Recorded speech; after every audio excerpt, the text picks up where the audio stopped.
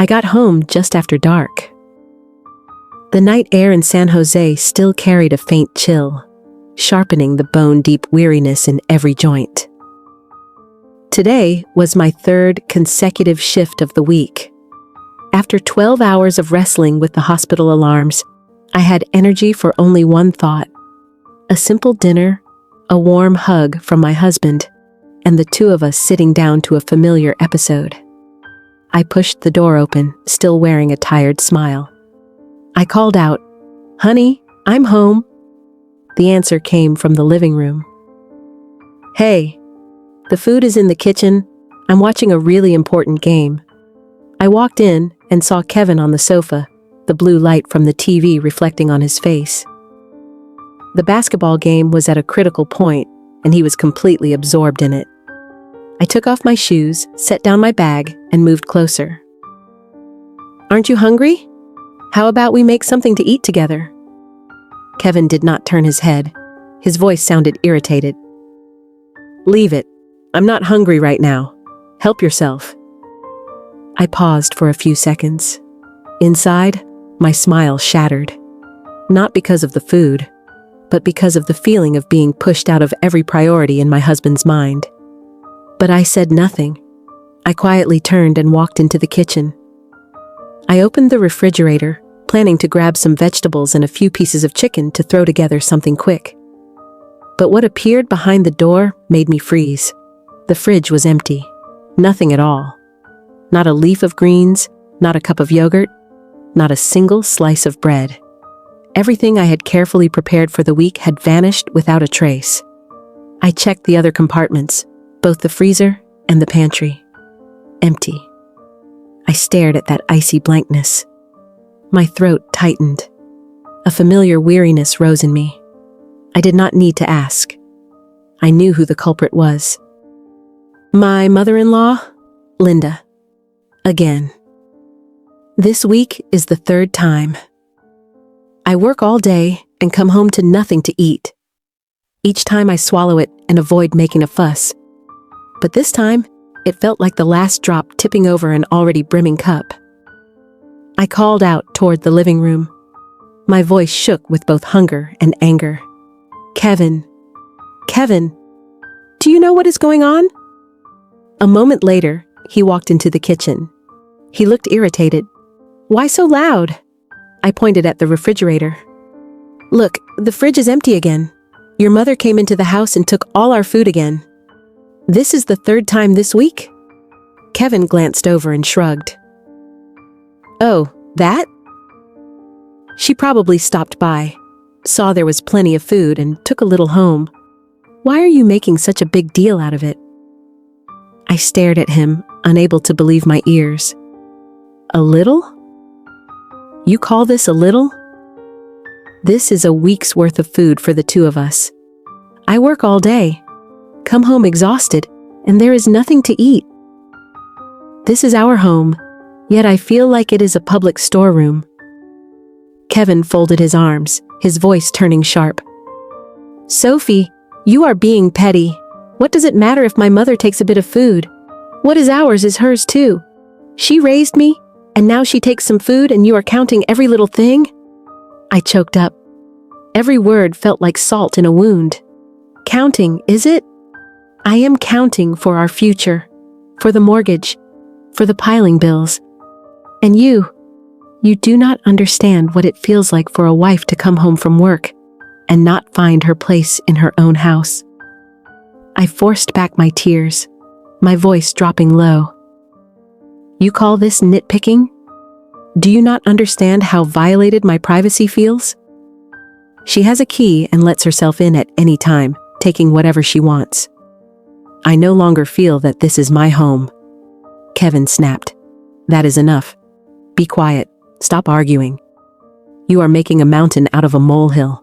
I am tired." He turned away and went back to the living room, leaving me standing still in the cold kitchen. I still had not washed my hands, not changed clothes, and had nothing in my stomach since a hurried lunch at the hospital. I stared at the empty refrigerator. My mind held no clear thought, All I felt was my body going slack, ready to collapse. My heart felt the same. No strength left for anger. No more tears to fall. I always tried to endure. I kept telling myself that if I stayed quiet, things would be fine. But the quieter I was, the farther I was pushed from my place as a wife, a partner. I could not stay quiet anymore. There had to be a way. 2 days later, Kevin left for work early. The house was unusually quiet. In my mind, the image of that empty fridge still echoed, along with Kevin's indifferent voice when he defended his mother. My eyes stopped at the corner by the door. The small white Ring camera sat there like a silent witness. Kevin had installed it when we moved in, saying it was for security. I never thought I would need it to prove something else. I picked up my phone and opened the monitoring app. The screen pulled up frame by frame from yesterday's recording. The time when I was still at the hospital and Kevin had not come home. The light outside was enough to catch the familiar figure walking toward the front door. It was Linda. My mother-in-law unlocked the door with her own key, moving as naturally as if it were her home. She did not knock or call out. She bent to take off her shoes and went straight to the kitchen. I could clearly see her slightly stooped figure and her pale blonde dyed hair catching the light. She set a large beige canvas tote on the table, then opened the refrigerator. I held my breath as she took the items out one by one. A pack of ground beef, skinless chicken breasts, a bag of organic spinach, a carton of Greek yogurt, even the bottle of mayonnaise, and a brand new tub of butter. She placed each item neatly in the bag as if she were checking off a shopping list. Her face was calm. At one point, she even smiled. It all happened in just 15 minutes. When the fridge was nearly empty, she zipped the bag, adjusted the straps, and left. The door closed softly, leaving the kitchen quiet and bare. I stared at the screen, a chill settling in my chest. There was no hesitation or remorse in her eyes. Every movement was smooth and familiar. Does she think this is a free Costco outpost? I clenched my phone. My fingers shook with anger.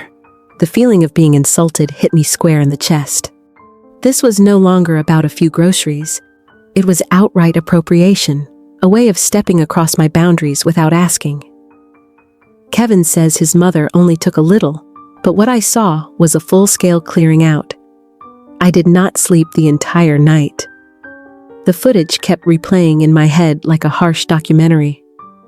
Every time I closed my eyes, I saw Linda's hand taking each carton of yogurt, each bag of greens, each tray of meat from the fridge, tidy and without a trace of regret.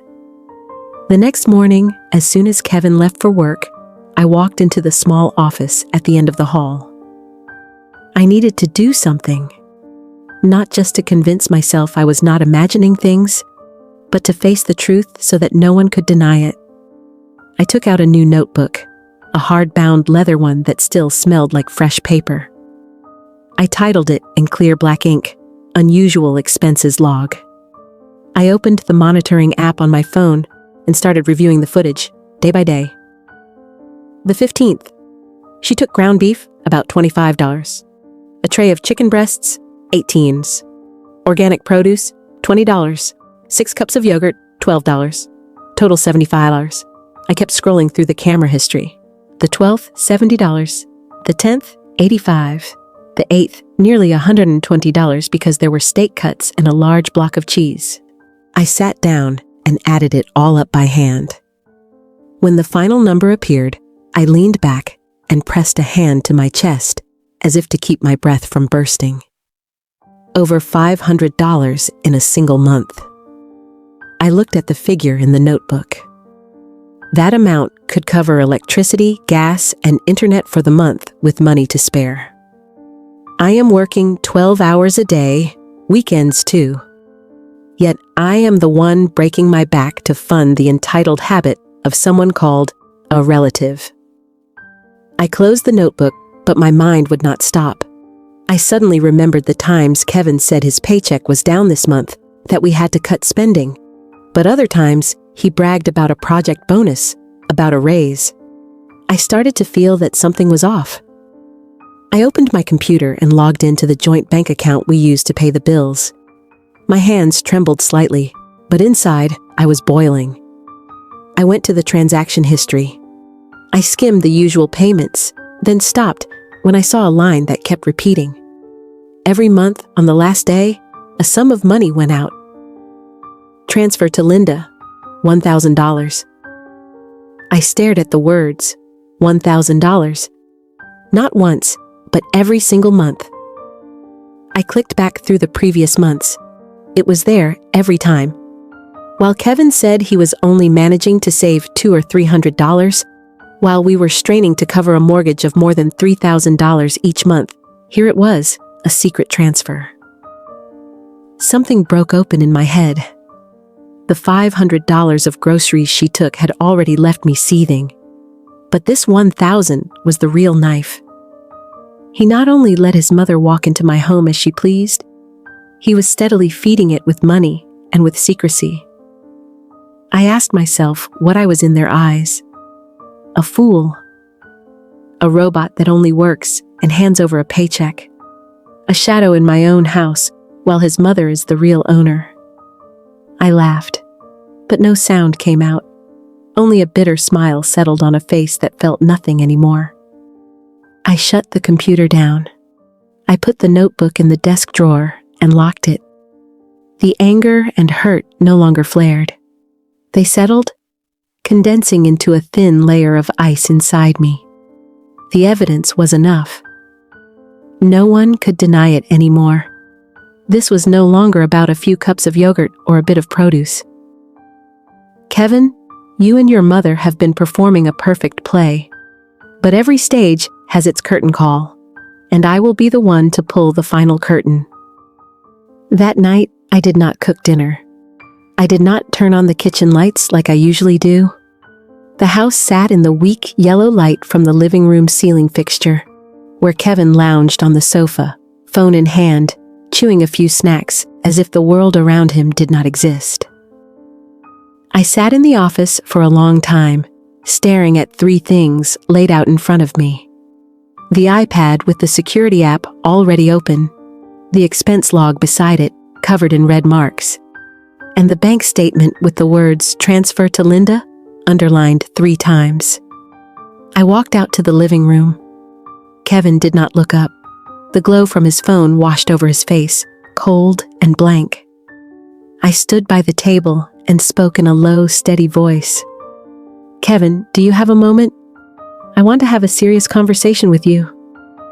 He flicked his wrist to check his watch and sighed. "What now? Is this about my mother and the food again? I am tired and do not want to hear it." I kept my tone gentle but not weak. It is not only about the food. This is about respect and the truth between the two of us. I set the iPad on the table and played the video. Linda appeared, walking into the kitchen, opening the fridge, and packing item after item into a large canvas bag. Every move was decisive, without a hint of hesitation. Kevin glanced at the screen, and his expression shifted in an instant. Not out of shame, out of anger. "You were spying on my mother. You used the camera to snoop on her like a thief. Sophie, you are disgusting." I froze. "You call that spying? This is our home's security camera. It was installed to protect our property, and it recorded the truth. Do you not see that she took everything?" Kevin sat bolt upright, his voice sharp. "She is my mother. What is so serious about a mother taking her son's things?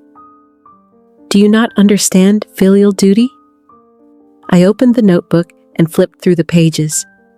My voice began to shake, but my eyes did not leave him. "This is not just a bit of food anymore, Kevin. Over $500 in a month. I have recorded every day, every item. Do you want to see?" I pushed the notebook toward him, then pulled out the bank statement I had printed at noon. I set it on the table. And here is the $1,000 you secretly transfer to your mother every month, while we are tightening our belts to pay more than $3,000 on the mortgage. How do you explain this? Kevin said nothing. His face went pale, but instead of admitting fault, he let out a scornful laugh and turned his head away. I did not wait for another word from him. I knew that no matter how much evidence I put in front of him, he would find a way to spin it. He stared at the bank statement, a flicker of surprise in his eyes. Then he immediately raised his voice, full of fury. You dug through my account? You have no right to do that. You really are calculating and petty. Giving my mother money is the natural order of things. She raised me. Is it wrong for me to support her? I clenched my hands, my whole body shaking with tension and disappointment. Support? I am not stopping you from supporting her. But why in secret? Why not be clear with your wife? Are we a family, or just two people sharing a house? And is supporting her letting her enter our home at will and strip it like a thief? He suddenly shot to his feet, his face flushed red, his eyes twisted with anger. Shut up. Do not call my mother that. You are not allowed to speak like that. This is all because you are greedy for money. You are selfish. My money, I will do whatever I want. He flung his hand, and the notebook and the bank statement flew off the table and hit the floor. I went numb. My eyes stayed wide, fixed on the man standing in front of me. The man I once trusted, the one I thought would be my lifelong companion. Now he was shouting as if I were the one who had done something wrong. I tried to stay calm, but my voice began to shrink, as if all the strength in me had been drained.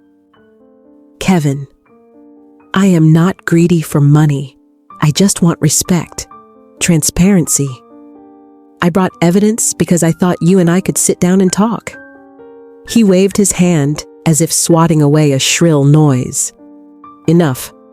I do not want to hear your nonsense anymore. You are exhausting me. He turned away and strode toward the door. He yanked his coat from the rack without looking back. I called after him, my voice nearly breaking. Where are you going? We are not done talking. Kevin paused for a beat, then turned his head. There was no warmth left in his eyes. There is nothing more to say here, with you. The door slammed, rattling the frame. I stood still in the living room. Silence rushed in, fast and heavy like a boulder laid over me. I bent down and picked up the pages one by one. The notebook's corner was bent, the statement crumpled. Everything I had prepared so carefully now lay in my hands like meaningless evidence, right but useless. I let out a laugh, a light, dry, emotionless sound. A laugh at myself. A laugh at the belief that truth alone would bring someone to listen. I was wrong. I was naively wrong. I thought truth and reason could move a heart that did not want to listen. I thought I was fighting for our home. But it turns out, I was the one standing outside that battle. He does not want to hear the truth. He only wants to protect the image of a perfect mother in his heart, and to cling to the pride of a man who always thinks he is right. I cannot win a battle when the other side refuses to engage. I sat down and held the notebook to my chest. In that moment, a cold thought slipped in, clearer than ever. If reason does not work, then there must be another way. Sunday morning. The sky over San Jose was crystal clear, sunlight slanting through the window panes, but it did nothing to ease the heaviness in my chest. The house was quiet. Kevin still had not come home from the night before. I sat curled on the sofa, phone in hand, staring into the space in front of me as if I were trying to dig up a reason to keep enduring. I called my cousin. She is a lawyer, the only person in my family who never tells me to endure. My voice tightened as I told her everything. I do not know what to do. When I speak, he will not listen, and when I stay silent, I cannot stand it. It feels like I am invisible in my own home. She was quiet for a few seconds, then her voice came through, calm and sharp as a blade. There are times when reason loses to emotion. With a man blinded by filial devotion and a mother who treats intrusion as a given, you have to use a different language. I asked, my voice dropping. What language is that? She gave a small laugh, slower now, but the steel was still there. Action. Stop arguing. Let the truth speak for itself. If your mother-in-law likes to help herself to your home so much, then give her a special gift she cannot refuse, and make sure you have a perfect alibi. I went still. Her words echoed in my head all morning. Let the truth speak. A special gift. That afternoon, I drove to Whole Foods. The shopping list in my hand was unlike any I had ever made. I did not buy anything for a family meal. Every item had its own purpose. I went straight to the supplements aisle and chose the exact laxative tablets I had taken after long shifts. I picked the freshest spinach, large red bell peppers, organic tomatoes, a pack of finely ground beef, and a jar of pure ground chili powder. All the things Linda loves, the things she has been quietly taking. Back home, I locked the door and drew the curtains. I went into the kitchen and spent the whole afternoon cooking. But this time, it was not out of love. Every motion of chopping, mixing, and seasoning was done with precision and certainty, as if I were performing a technical task. I started with a spinach smoothie. I blended the greens with apple and celery until perfectly smooth. Then I gently snapped a laxative tablet, crushed it to a fine powder, sprinkled it in, and blended again. You like your daughter-in-law's green smoothies, don't you? Here, I will make you a really good one, with a little extra fiber for gentle relief, to keep your digestion healthy. I muttered to myself, lips pressed tight, my heart steady. Next came meatballs in tomato sauce. I added the basic seasonings, but when it came to the chili, I did not use a small spoon. I shook in a handful, feeling the heat singe my palm through the powder. These tomato sauce meatballs look so tempting.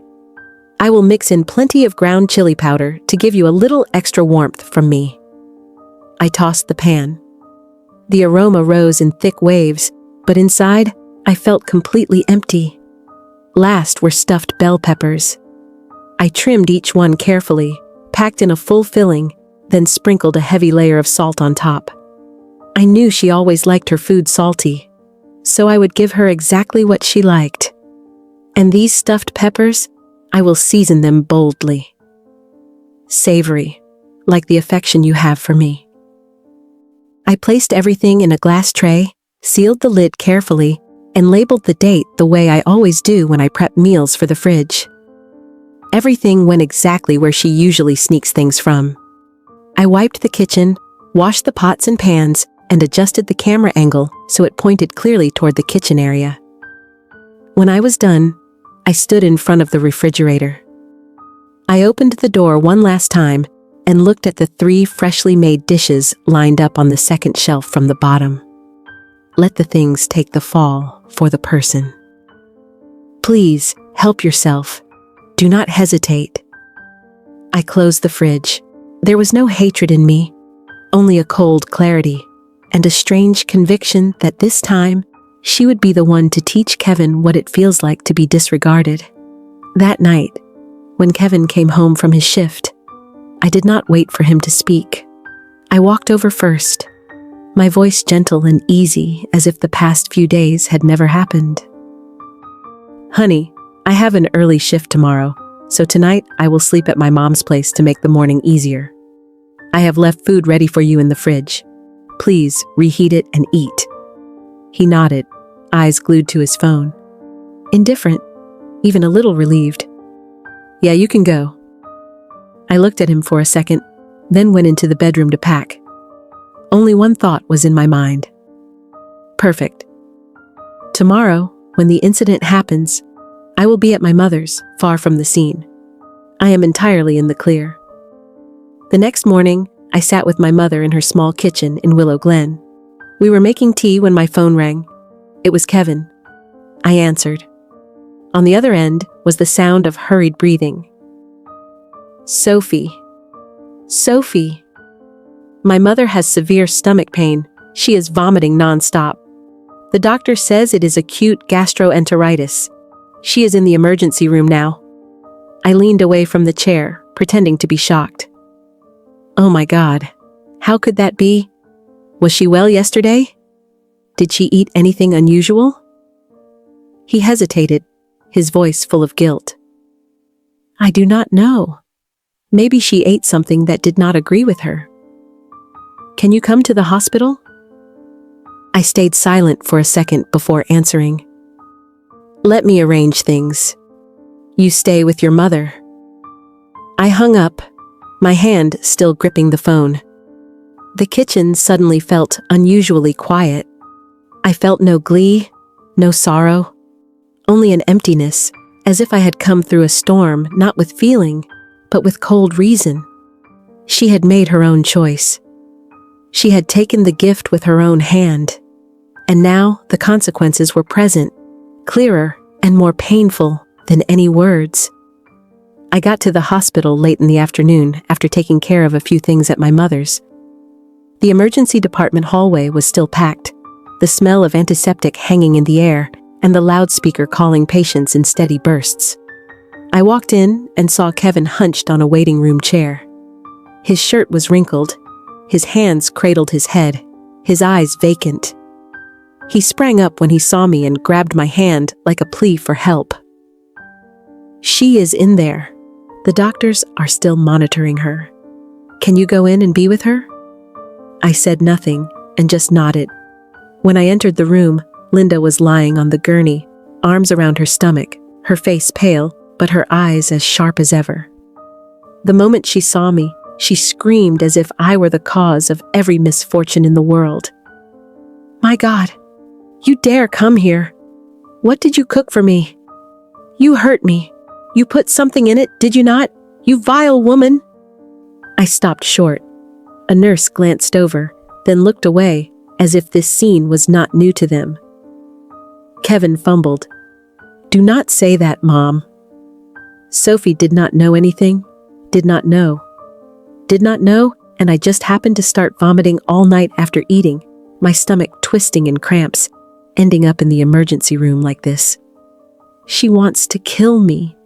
She hates me, so she did it on purpose. Her voice was high and shrill, ringing through the room. I clenched my hands, trying to stay calm. Enough. I cooked those dishes myself. Yes. I put chili in the meat. I salted it more than usual, and I blended a laxative into the green smoothie you like. But I did not hand it to you. I did not force you to eat. I left it in the fridge. Whoever takes it, takes responsibility. I cooked for my husband. You let yourself into my home. You took everything as if it were yours. She stared at me, eyes wide.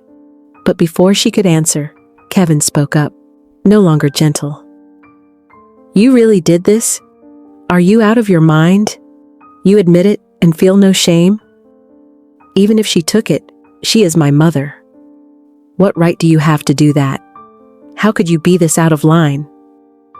I turned to him and looked for a long moment, as if to make sure the person in front of me was the man I had trusted and stood beside for years.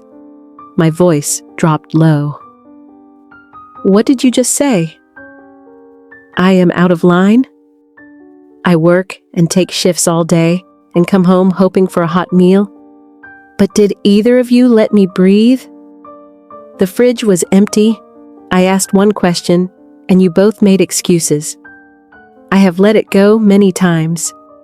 But today, if you think me protecting my own living space is excessive, then we cannot keep living together." Kevin stepped back half a pace. "Sophie, do not say that." I looked at him without a trace of softness. "I am being very clear. I will not endure this anymore. If you think your mother is right, if you trust her more than me, then I cannot continue to be your wife. I want a divorce." The air in the room froze at once. Even Linda fell silent. In the panic in her eyes, I saw something plain. She may be skilled at making a scene, at shifting blame, at playing the victim to perfection, but she does not want to lose me, because she understands that if I leave, there will be no one to care for Kevin, to manage, to shoulder things, and she will lose control. Kevin swallowed hard. He avoided my eyes. "I need to think. This is not the time to discuss it." I gave a faint smile, no longer painful, just the kind of weariness I knew too well. "Then take your time to think." I turned and walked out of the room. The monitors kept beeping in steady rhythm behind me, but inside me, every sound had gone still. I went home that afternoon. The house was silent, with only the stale smell of old food lingering in the air. I pulled up the camera feed again. Linda's image appeared clearly. Her face lit up as she opened the refrigerator, her eyes brightening at the sight of the neatly arranged dishes. She did not hesitate. Her hands moved quickly, like someone who knew every spot in this house by heart. The day was unusually quiet. The whole house was steeped in a heavy, stifling air. A week had passed since Linda was admitted to the hospital, and no one spoke of anything. But the silence felt like a thin layer of ice that could shatter at the lightest touch. Kevin and I barely spoke. He came home from work and sat on the sofa in silence, and I slipped into the bedroom. Neither of us reached for the other.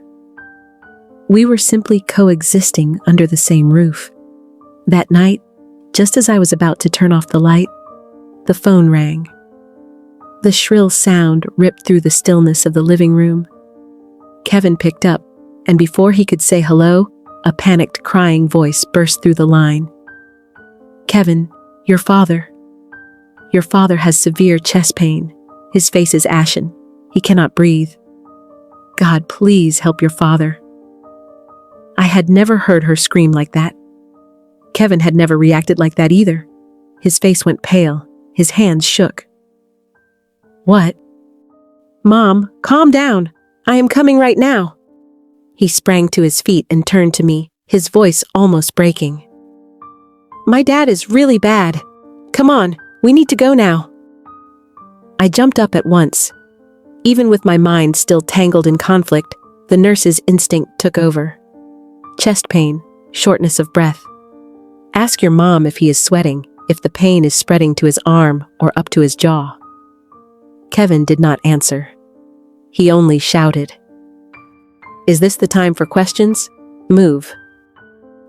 As we sped to my in-laws' house, I braced myself for a serious case. The gate was already open. Neighbors were gathered in the yard. From inside came Linda's sobbing. I rushed in first. The scene made me pause for half a second. Robert was lying on his back on the sofa, eyes shut, lips bluish, shirt soaked with sweat. Linda sat on the floor, clutching his chest and calling his name through tears. Kevin ran over, flustered like a child lost in a crowd. "Call 911, call 911. I stepped straight in and gently moved him aside. My voice was firm, without a trace of hesitation.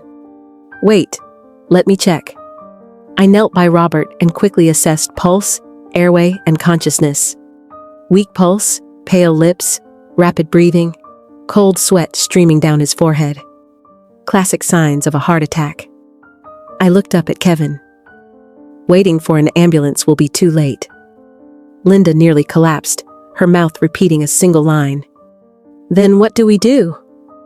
Dear God, what do we do now? I kept steady, my eyes never leaving Robert. "You drive. We are taking him straight to the Stanford Heart Center.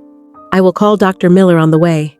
He is my former classmate, head of interventional cardiology. I will ask him to have a procedure room ready." Kevin stood frozen for a few seconds, face white. He looked at me as if he had never seen me before. "Are you sure?" I snapped, my voice hardening. "Move! Every second matters." Kevin said nothing more. He ran to the car and started the engine. I lifted Robert with a neighbor's help. In my mind, there was no mother-in-law and daughter-in-law, no arguments or wounds. In that moment, all that remained was a life hanging by a thread before my eyes. And I was the only one who could keep it from slipping away with each beat. I did not know what tomorrow would bring, but I knew that tonight, I was the one person who could not afford to be wrong. In the car, I sat right beside Robert, my left hand keeping him in a semi-upright position to keep his airway open, my right hand gripping my phone. My heart pounded, but my mind was perfectly clear. I hit call. When the line picked up, my voice was unusually steady and precise. "Hello, Dr. Miller. This is Sophie, your former student. I am en route with a male patient, 65 years old, suspected STEMI. Symptoms started about 15 minutes ago. Yes, weak pulse, diaphoresis, cyanotic lips, shortness of breath." I listened, nodding repeatedly, then answered quickly. "Thank you, doctor. The team will be waiting in the cath lab. I am on my way." I hung up. Looking at Robert gasping beside me, I could think of only one thing. I am not allowed to shake. Whoever he is first and foremost a patient who needs to be saved. I looked up and caught Kevin's eyes in the rearview mirror. At first, there was panic, but slowly it shifted to astonishment, then respect. I saw the change clearly, and the shame too, as he realized that while he was at a loss, the wife he had once dismissed was the only one leading the entire situation. I said nothing. I did not look away. I focused on Robert's breathing, on the smallest movements of his body. Everything else I set aside. I could feel Linda's gaze from the back. She said nothing. She only gripped his hand, but I knew she was looking at me. That look was unlike any before. No bitterness, no pride. Only reliance, a plea for help, and something like gratitude. We reached the hospital in 13 minutes. The medical team was waiting as Dr. Miller had promised. They pushed the gurney straight into the coronary intervention suite. I stepped back and watched the door close behind him. Only then did I let out a long breath. We sat in the waiting room, the three of us. No one said a word. Only the air conditioner's hum and the cold white lights spread over the heavy space. An hour later, the doctor came out. He removed his mask, looked straight at me, then turned to Kevin and Linda. "The family is fortunate. You brought the patient in on time. A little later, and the heart muscle would have been permanently damaged. Who handled the initial response?" Before I could answer, Linda stepped forward and threw her arms around me. Her whole body shook, tears streaming. For the first time, she called me daughter, and her voice broke. "Thank you. Without you, I do not know what would have happened." I answered flatly. "It is all right, Mom. It matters that he is stable. As for the divorce, we will address it tomorrow." I looked up. Kevin was standing there. I did not know when he had arrived.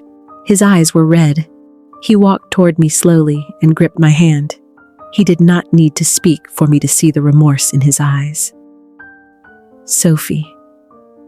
He choked on the words, then suddenly pulled me into a hug. His shoulders trembled, his tears soaked my sleeve. His voice cracked and fell apart. "I am sorry. I have been a fool, an ungrateful man. I treated you badly, the person who saved my father's life. I was wrong. I was wrong about everything. Please forgive me. Give me a chance to make it right. I promise I will change. I will stand with you. I will not leave you alone again." I stood still in his arms. The words I had once longed to hear were right in front of me, yet I could not cry. I could not smile. Only one feeling slipped into my heart: weariness. I did not hug him back, nor did I push him away. I just stood there. I did not do any of this for thanks or an apology. I did it because of the ethics of a nurse, and because he is my husband's father. But it is bitterly ironic that only when the line between life and death grew that thin did they finally see who truly deserved their respect. I turned and stepped into the hallway, but before I had gone far, I heard the shuffle of slippers behind me. I stopped when a soft call sounded from behind my back. "Sophie, wait for me a moment." I turned around. Linda was standing there, one hand still on her stomach, but her steps were steadier. Her face had lost its hard edge and anger. Her eyes were red, and her voice was gentler than ever. "I am sorry." I stood still and said nothing. She took another step, her gaze no longer evasive. "I truly regret what I did. I was unreasonable. I kept thinking that because it was my son's house, I could do as I pleased. I did not consider that you are also the owner of that home. I thought my habits made it harmless, but I forgot that I was violating your privacy. And when you reacted, I treated you as the one at fault. I was wrong." I remained silent. She looked straight at me. "From now on, I promise I will never take anything from your home without permission. I will not enter unless I am invited. I will respect the space that belongs to the two of you. I truly mean it." I did not have time to answer before Kevin came up behind me. He stood at my side and took my hand again. "You do not have to forgive me today. I know I have hurt you too much. But I want you to know that from this moment I will stand with you. No matter who it is, even my mother, I will not let anyone cross that line again. I am your husband. And I need to learn how to be a husband the right way." I looked at him, and this time, I did not remain silent. There were still shards in me that had not yet mended, but those words were no longer empty. They came with an honest gaze, with a steady grip, with a man learning to grow from his own mistakes. I nodded very slightly, not full forgiveness. A mutual agreement to give each other a chance. Linda drew in a long breath. I saw her shoulders tremble slightly.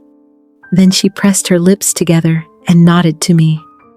No tears, no long pleas, just a bow, like an acknowledgement from the bottom of her heart. I turned back to Kevin. For the first time in days, I saw us standing side by side, no longer on two opposing lines. We were a family beginning to relearn how to love with understanding, with boundaries, and with respect. And maybe this time, I was no longer alone. Saturday afternoon, the moment I stepped through the door, I stumbled on a strange sight. Kevin was already home, not in work clothes or his usual lazy t-shirt, but a neat button-down, a bouquet of pale pink tulips in hand, his eyes lighting up like a child hiding a surprise. He tilted his head and grinned playfully. "Welcome home, ma'am. Close your eyes. I have a gift." I could not help but laugh. Unbuttoning my coat, I teased him. "What is it? Another one of your homemade creations?" Kevin had been learning to cook lately. He was very diligent about experimenting, though the honey bacon last time almost made me skip dinner entirely. Kevin shook his head, his voice full of excitement. "This one is different. Open your eyes." I did as he said. When I opened my eyes, I froze for a few seconds. In front of me stood a brand new French door refrigerator with a bottom freezer, modern and elegant. It sat exactly where the old one had been, the place that had once been the focal point of so much tension in our marriage.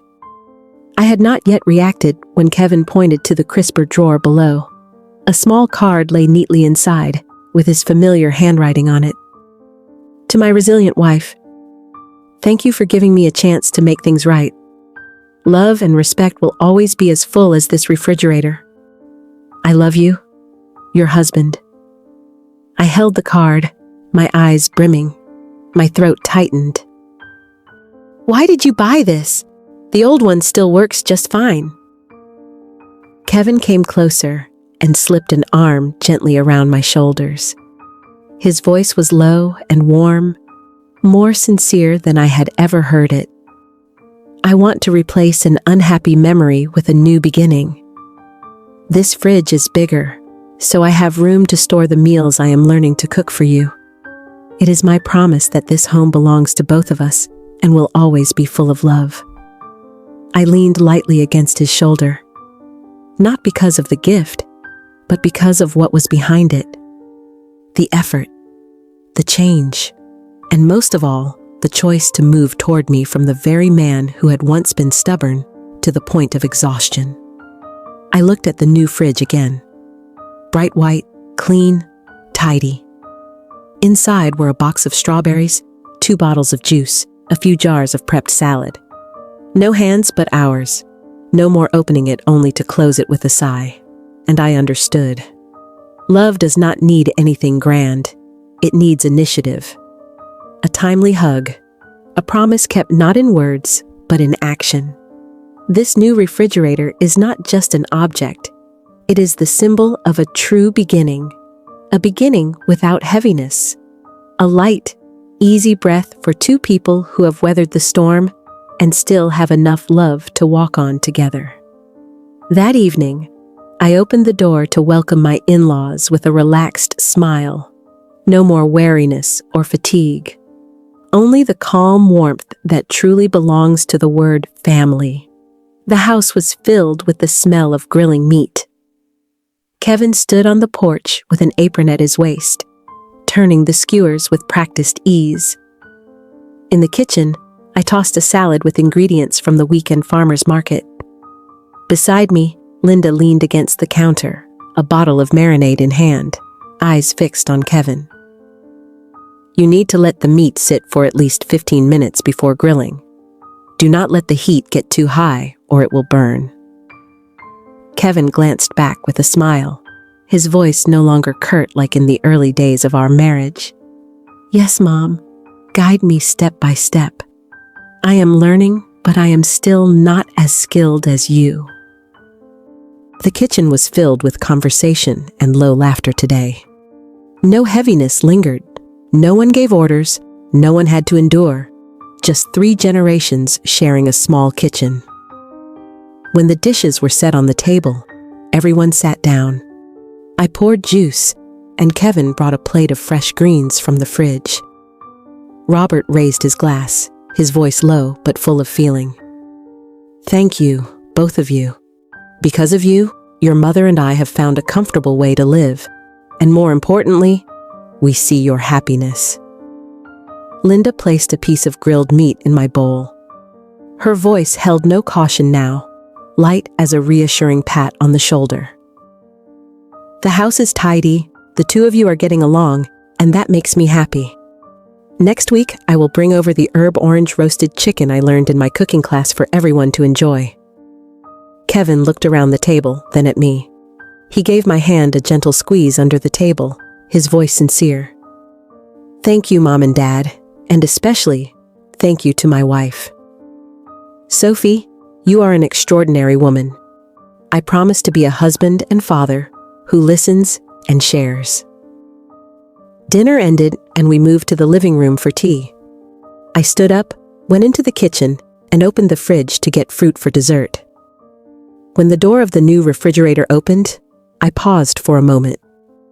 This new fridge was no longer empty or picked clean. It was no longer a place to hide meals heavy with resentment. It was neatly stocked. Fresh produce from the weekend market, the Greek yogurt I like, fresh juices Kevin pressed, sauces and jars of spices still intact. There were low salt, low sugar options set aside for his parents when they visit. A small, pretty corner held the healthy snacks Kevin bought just for me. I turned around, my voice light but full of joy.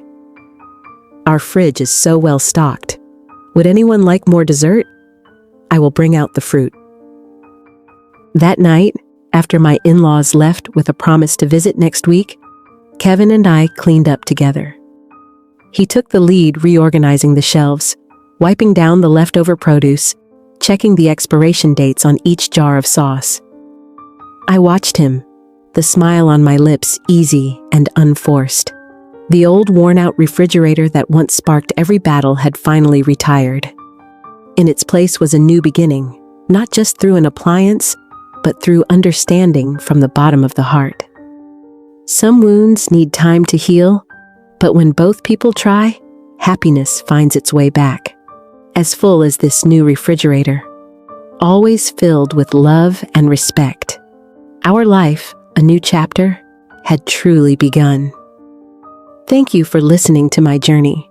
If this story moved you or resonated with you, please leave a comment to share your thoughts. Do not forget to like, subscribe, and turn on notifications so you will not miss the next stories on the Revenge Diary channel. We will be back with even deeper stories. See you in the next video.